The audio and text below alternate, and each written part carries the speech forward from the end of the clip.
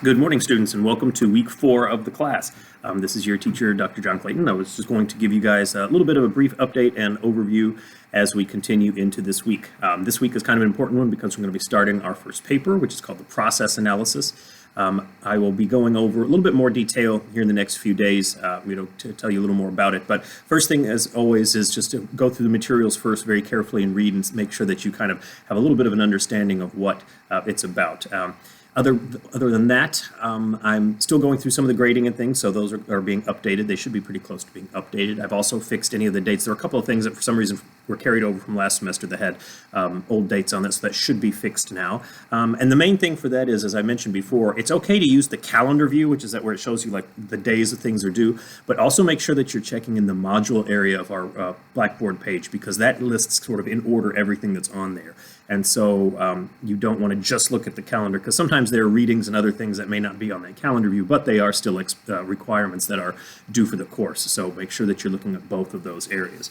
We did have a reading for this week that was due yesterday from our Book of Delights. Hopefully you have gotten a copy of that already and are reading through those materials. Again, I'll be going over a little bit more of that probably later, early next week. At this stage, we are just reading it so that you don't have to read it all in one weekend before the literary analysis, kind of trying to spread it out over the course of the semester so you can read it in small doses. It's a book that was chosen by the university, and so all the sections of 101 are using it. And the thing to think about as you go through it is kind of just thinking of what is it that he's calling a delight. It's a little bit more complex than it's not just a list of things that make him happy. Sometimes delight has a little bit more of a complex meaning to it. And so as we move ahead toward the literary analysis coming up in, several weeks later, that's at least something to think about, what a delight actually is.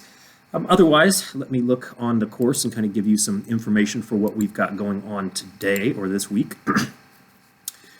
Luckily, we are virtual only, so the weather, whether it's good or bad, is not going to determine us too much. Everything is still going to be on there. Look over the module overview, because we're starting now, as I mentioned, on our page, the second part of the course, the process analysis. This week, you'll have one Grammar McGraw-Connect activity on sentence errors. There are a few different readings and things on there as well. And also, what is a thesis statement? A thesis statement is going to be something very, very important as we're working on the paper. A thesis is what your whole topic or your paper is about. It's not the topic. Your topic might be something like, your topic is the history of baseball in the United States. Okay, but your thesis statement is what it is that you're saying about that topic. So, for example, I'm just making this up off the top of my head. The history of baseball closely aligns with the history of economic development in the United States.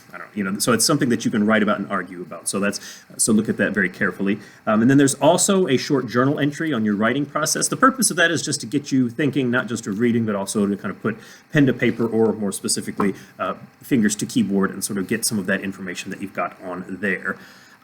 Otherwise, in terms of the assignments and things, and as I mentioned, I'll be updating grades and such. There is no late work accepted, so you might see that there are some things that became automatic zeros, and that will continue in the future unless you check with me ahead of time and let me know that something's going to be late. It is the policy of West Kentucky Tech that there is no late work accepted in general. Also, the main thing, like with the assignments from last week, and as we move ahead toward our next grouping of assignments, details are very important. And so when I talk about the MLA formatting and things like that, make sure that you're reviewing those materials carefully.